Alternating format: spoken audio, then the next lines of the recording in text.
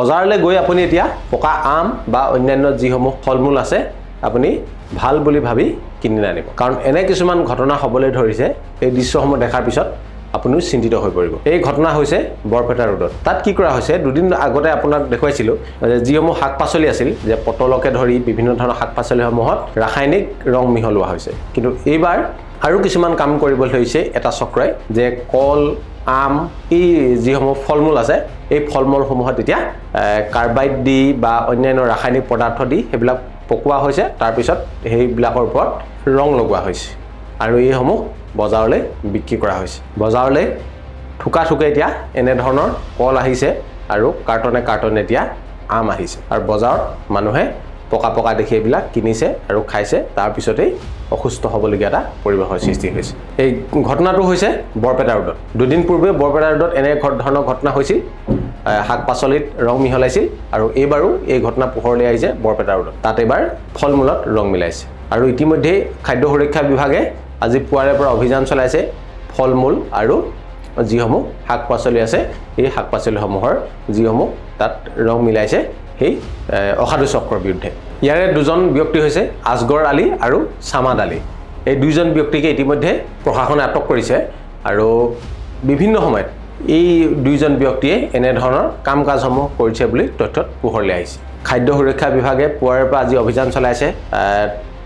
গাড়ীয়ে তেওঁলোকে জব্দ কৰিছে কল তাৰ পিছতে আম এই সময়ত আমৰ চাহিদাটো খুব বেছি আৰু বহিৰাজ্যৰ পৰাও খুব আম আহিবলৈ ধৰিছে আৰু বৰপেটা ৰোডৰো বিভিন্ন প্ৰান্তত তেওঁলোকে এনে ধৰণৰ কাম কিছুমান কৰিবলৈ লৈছে এটা চক্ৰ জড়িত হৈ পৰিছে আৰু এইসমূহ আম যেতিয়া আৰু এইসমূহ যেতিয়া কল বা ফল-মূল যিসমূহ খাব তাৰ পিছত আপুনি নিজে গম পাব যে আপোনাৰ স্বাস্থ্যৰ প্ৰতি কেনে ধৰণৰ এটা ভাবুকি আহিব খাদ্য সুৰক্ষা বিষয়াগৰাকীৰ মন্তব্য আছে যিগৰাকী অভিযান চলাইছে তেখেতৰ মন্তব্য শুনক তাৰ পিছত নিজে গম পাব যে কেনে ধৰণে এই গোটেই ঘটনাটো কৰা হৈছে এয়া এটা গুৰুত্বপূৰ্ণ বিষয় বৰ্তমান আৰু পাচলিৰ পিছত যেটো আজি ৰাতিপুৱা আমি এটা ইনভেষ্টিগেশ্যনত আপোনাৰ কলৰ ক্ষেত্ৰত অভিযান এটা আছিলে তো কলৰ তাত চেম্পল আমি লৈছোঁ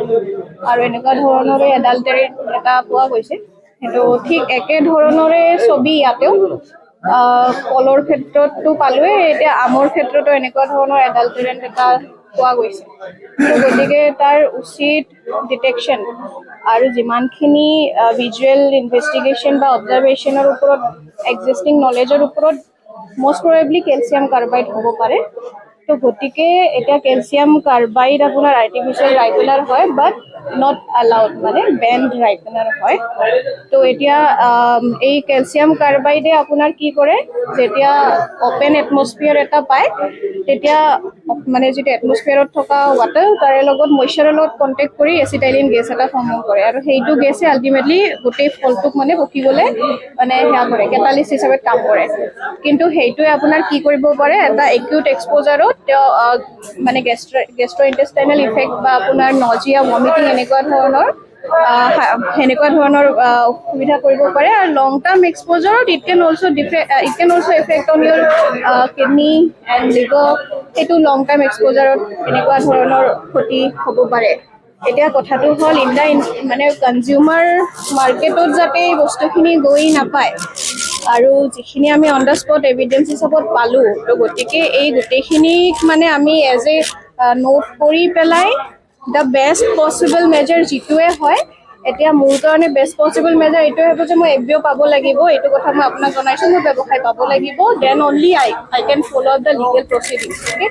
আৰু তাৰ লগতে এতিয়া বস্তুখিনি পাইছোঁ যে তেওঁৰ প্ৰেজেঞ্চটো দৰকাৰ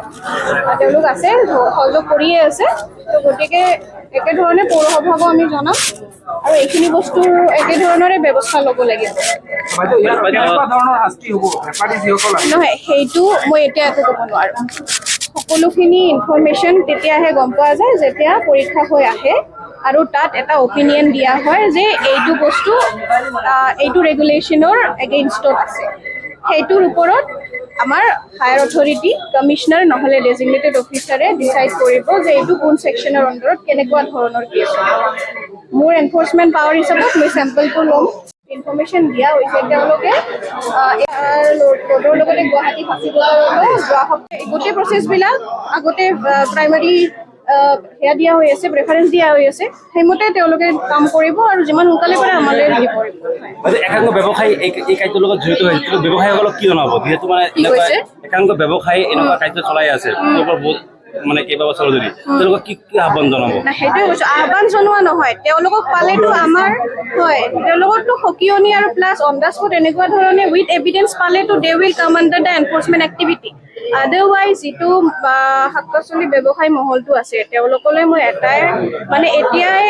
আৰু যিহেতু ৰিপিটেড ইনচিডেণ্ট হৈ আছে, সিহঁতে অলৰেডি জানে যে কেনেকুৱা এটা পৰিৱেশৰ সৃষ্টি হৈছে, they already know about it. তো তেওঁলোকক মই ষ্ট্ৰিক্টলি এইটো কথা ক'ম, যদি আপোনালোকে এনেকুৱা ধৰণৰ কাৰ্যকলাপ চলি আছে, দিছ ইজ এ ৱাৰ্ণিং কি আপোনালোকে এতিয়াই শুধৰাই লওক, আদাৰৱাইজ পৰৱৰ্তী পৰ্যায়ত যোন ব্যক্তিকে এনেকে ধৰণে পোৱা যাব সকলোৱে এনেকুৱা তদন্তৰ ভিতৰত আহিব। তো গতিকে এনেকুৱা ধৰণৰ কাৰণ কিয় আল্টিমেটলি তেওঁলোক নিজেও খাই আছে, আনকো খুৱাই আছে, গতিকে ল'ৰা ছোৱালী খাই আছে, আপোনাৰ প্ৰাপ্তবয়স্ক লোক সকলোৱে ইয়াৰ পৰা এফেক্টেড হৈ আছে। তো গতিকে সমাজৰ প্ৰতিটো শ্ৰেণীকে এইটো এফেক্ট কৰি আছে। তো সেইটোৱে কৈছো যে মানে যিহেতু they are also' earning monetary profit out of it, তো গতিকে আপোনালোকে পাব্লিক হেল্থৰ কনচাৰ্ণটো প্ৰাইমেৰী হিচাপত লওক আৰু অসৎ কাৰ্য নকৰিব। ব্যৱসায় কৰক, ব্যৱসায় কৰাত কোনো আপত্তি নাই, কিন্তু উচিত ধৰণে কৰক যাতে পাব্লিক হেল্থ হাৰ্ম নহয়। এইবিলাকতো আপোনাৰ সেইটো বিভাগে বেলেগ হয়, যিখিনি আমাৰ আণ্ডাৰত হ'ব সেইখিনিয়ে কৰিব পাৰিম। বৰপেটা ৰোডৰ আজাদ নগৰত এইসমূহ ব্যক্তিয়ে অসাধু চক্ৰই এই কামসমূহ কৰিবলৈ ধৰিছে আৰু পুৱাৰে পৰা আমি কৈছোঁ যে অভিযান চলাই থকা হৈছে। তাৰপিছতে আন বহুতো ঠাইতো এনেধৰণৰ কাম কৰিব পাৰে বুলি খাদ্য সুৰক্ষা বিভাগ আৰু প্ৰশাসনে সন্দেহ কৰিছে। সেইসমূহতো শীঘ্ৰেই অভিযান চলাব। গতিকে আপুনিও সাৱধান হওক, যদিহে এনেধৰণৰ বয়-বস্তু দেখে বা এনেধৰণৰ ফল মূল যদি ধুনীয়াকৈ উলিয়াই থয়, সজাই থয়, গতিকে সেইবিলাক ভাল বা এইবিলাক প্ৰাকৃতিকভাৱেই সেইবিলাক পকিছে বুলি আপুনি নাভাবিব। গতিকে যদি খায় বা এনেধৰণৰ যদি পদাৰ্থ আপোনাৰ শৰীৰলৈ প্ৰৱেশ কৰে, তেনেহ'লে আপোনাৰ বিপদ এক প্ৰকাৰ নিশ্চিত। শাক পাচলিও ৰেহাই পোৱা নাই, তাৰপিছতে এবাৰ ফল মূল, মুঠৰ ওপৰত সকলোতে এতিয়া ভেজাল সামগ্ৰীৰ পৰিভৰ আৰু মানুহক অসুস্থ কৰাৰ এটা ভয়ংকৰ চক্ৰান্ত ৰচনা হৈছে। হস্পিটেললৈ গৈ গৈ আপুনি ভাগৰি পৰিব, কাৰণ এইসমূহ কিমান বিষাক্ত সাধাৰণভাৱে আপুনি গম নাপায়। যেতিয়া পৰীক্ষাগাৰত পৰীক্ষা কৰিব তাৰপিছতহে গম পাব ইয়াৰ ছাইড ইফেক্টটো কিমান আছে। গতিকে পুনৰ কৈছোঁ যে বজাৰত পকা পকা আম দেখিলে আপুনি ভুল নাযাব বা আপুনিও